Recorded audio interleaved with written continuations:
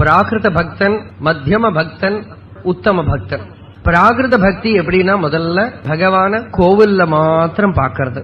அங்க எல்லாம வேற எங்கேயும் ஸ்ரத்தையோ பக்தியோ வராது. அது நர்சரி கிளாஸ் பக்தி. அதுவும் வேணும், அதை நிஷேதிக்கப்படாது. கோவிலுக்கு போகப்படாது, பகவான் எல்லா இடத்துலயும் இருக்காருன்னா எல்லாருக்கும் ஒத்து வராது. கோவில்ல போய் சுவாமிய மூர்த்தியில தான் அர்ச்சிக்கணும். ஆனா அங்கேயே நின்னுட்டா போறாது. பிராகிருத பக்தியிலேயே எப்பவும் நிற்கப்படாது. ஆனா பிராகிருத பக்தி இல்லாம உத்தம பக்திக்கு போகவும் முடியாது. அதனால திவ்யக்ஷேத்திரங்கள்ல போறது, தொழறது, பகவான் அர்ச்சிக்கிறது, பூஜிக்கிறது எல்லாம் வேணும். அர்ச்சாவதாரத்துலதான் ஆரம்பிக்கணும். ஸ்ரத்தையோட பஜனம் பண்ணணும். அல்லாம ஸ்ரத்தை இல்லாம ஏதோ பூஜை பண்ணினா பகவானுக்கே பொறுக்காது. பிராகிருத பக்தியில இருக்கிறது அதுக்கு என்ன குறவுன்னா, பூஜையெல்லாம் தடபடலா பண்ணுவன். அங்க பாகவதம் நடக்கிறது, பகவத்கீதை நடக்கிறது, ஏதோ கதைகள்லாம் இருக்கு கேட்கலாமே, அதெல்லாம் படிக்கலாமே தோணாது. அதெல்லாம் வேண்டாம், நான் பூஜை பண்றேன் அது போரும், அதோட ஆச்சு. வேற யாராவது பக்தாளா இருந்தா அவளை குத்தம் சொல்லுவனே தவிர அவளை பக்தாள்னு ஒத்துக்க மாட்டான். அதனாலதான் அதை பிராகிருத பக்தின்னு சொல்றது.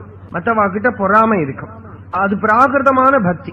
இரண்டாமത്തെ ஸ்டெப்ல வரத்த மத்தியம பக்தி.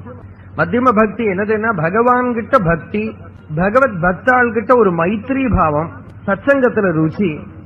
பக்தி இல்லாதவாளை பார்த்தா அவளுக்கும் பக்தி வராதான்னு ஒரு கிருபை.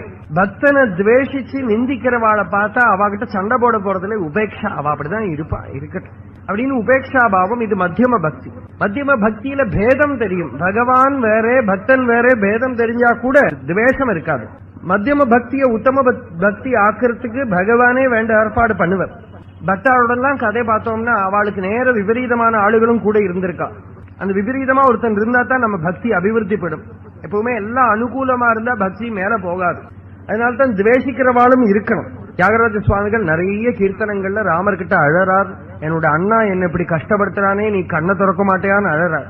அந்த அண்ணா இல்லாட்டா இவரோட பக்தி புஷ்டிப்படாது. அந்த பக்தியில இந்த துவேஷிக்கிறவாள், நிந்திக்கிறவாள் எல்லாம் இருந்தாலும் அது பக்திக்கு புஷ்டியை கொடுக்கிறது. அதுவே உத்தம பக்தி ஆகிற சமயத்துல சர்வ சராச்சரங்களும் பகவத் ஸ்வரூபம். யாதொன்னு காண்பதது நாராயண பிரதிம, யாதொன்னு கேட்பதது நாராயண ஸ்ருதிகள், யாதொன்னு செய்வதது நாராயணார்ச்சனைகள், யாதொன்னிதொக்க ஹரி நாராயணாய நம. மாணிக்கவாசகர் திருவாசகம் ஆரம்பிக்கிறத பகவான வேத புத்தியோட தான் ஆரம்பிக்கிறார். அதே சமயம் ஹிருதயத்தில் இருக்காருன்னு தெரியறது. திருவாசகத்துல மேல போக போக ஒரு இடத்துல சொல்றார், விண்ணாகி மண்ணாகி ஒளியாகி வழியாகி ஊனாகி உயிராகி உண்மையுமாய் இன்மையுமாய் கோனாகி யான் எனது என்பவரை கூத்தாட்டுவானாகி நின்றனையே என் சொல்லி வாழ்த்துவனே. உன்னை நான் எப்படி ஸ்துதிப்பேன்? விண்ணாகி மண்ணாகி ஒளியாகி வழியாகி ஊனாகி உயிராகி உண்மையுமாய் இன்மையுமாய் நான் எனது அப்படின்னு நினைச்சுண்டு இருக்கிறவாள ஒரு கூத்தாட்டு பொம்மை மாதிரி ஆற்றவன் எல்லாம் நீதான், ஆட்டி வைக்கிறவனே நீதான், சகலத்துக்கும் மூல காரணமா சகல சராசரங்களுமா நீ நிக்கிறே. உன்னை ஸ்துதிக்கிறதுக்கு நான் இல்லையே. ஸ்துதிக்கிறவன் ஒருத்தன் இல்லாம போயிடுச்சு. எல்லாம் பகவத் ஸ்வரூபம்ங்கிறார். சராசரங்கள் பூரா பகவத் ஸ்வரூபம். பகவானை தவிர எதுவும் இல்லைங்கிற நிலை. பகவத் அனுபூதி தான் இருக்கும். அது விவகாரத்துக்கு கொள்ளாத நிலை. விவகாரமே விட்டு போயிடும், கர்மாவே விட்டு போயிடும். அந்த நிலை வைஷ்ணவாள்ல ஆழ்வார்கள்லயே நம்மாழ்வார் அந்த மாதிரி நிலையில இருந்தவர். பிறந்த குழந்தையா இருக்கிறதுல இருந்தே அப்படி ஒரு பகவத் அனுபூதி ஏற்பட்டு மரத்தடியில் உட்கார்ந்து சமாதியிலேயே இருந்தார் அநேக வருஷங்கள். இந்த மதுரகவி ஆழ்வார் எங்கேயோ வடக்கே இந்தியாவுல சுத்தின்னு இருந்தவருக்கு, குருவை தேடின்னு சுத்தின்னு இருக்கிறவருக்கு ராத்திரி ஒரு நட்சத்திர தரிசனம் ஏற்படுறது. ஒரு வால் நட்சத்திரம் ராத்திரி மாத்திரமா காணுமாம். அந்த வால் நட்சத்திரத்தை ஃபாலோ பண்ணிட்டே இவர் வரார். ஒரு ஏதோ ஒரு இன்ட்யூஷன்ல அப்படியே வந்துதான் நம்மாழ்வார் இருக்கிற இடத்துக்கு வரார். அந்த மரத்தடியில இவர் அப்படியே சமாதியில உட்கார்ந்து இருக்கார். நம்மாழ்வார் முன்னால வந்து நமஸ்காரம் பண்ணி ஒரு கேள்வி கேட்டாராம். சித்தின் வயற்றில் சிறியதொன்று பிறந்தால் எத்தை தின்று எங்கே கிடக்கும் அப்படின்னு கேட்டார். சித்துன்னா அந்த போதம், ஹிருதயம்.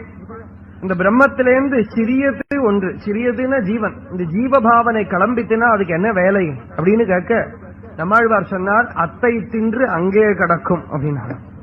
சித்திலேந்து கிளம்பின ஜீவனுக்கு என்ன வேலை? சித்தையே அனுபவிச்சுட்டு கிடக்கும்.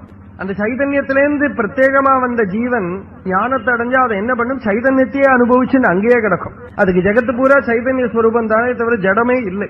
அந்த மாதிரி ஜெகத்து பூரா பிரம்மமயமா காணக்கூடிய நிலை உத்தம பக்தி. அந்த பக்தியில நான் எனதுங்கிறது கிடையாது. சொத்து தன்னோட சொத்து மற்றவாளோட சொத்துங்கிற நினைப்பும் போயிடுறது. கர்மா எல்லாம் கொழிஞ்சு போயிடுறது. திரிபுவனங்களும் பகவத் ஸ்வரூபமா தெரியறது. அது அத்வைத ஞான நிலை.